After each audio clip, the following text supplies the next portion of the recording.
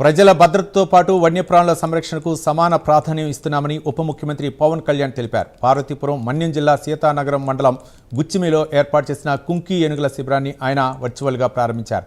దశాబ్దాలుగా కొనసాగుతున్న మానవ ఏనుగు సంరక్షణలకు శాస్త్రీయ పరిష్కారం దిశగా ఈ ఎలిఫెంట్ క్యాంప్ను ఏర్పాటు చేసినట్లు తెలిపారు.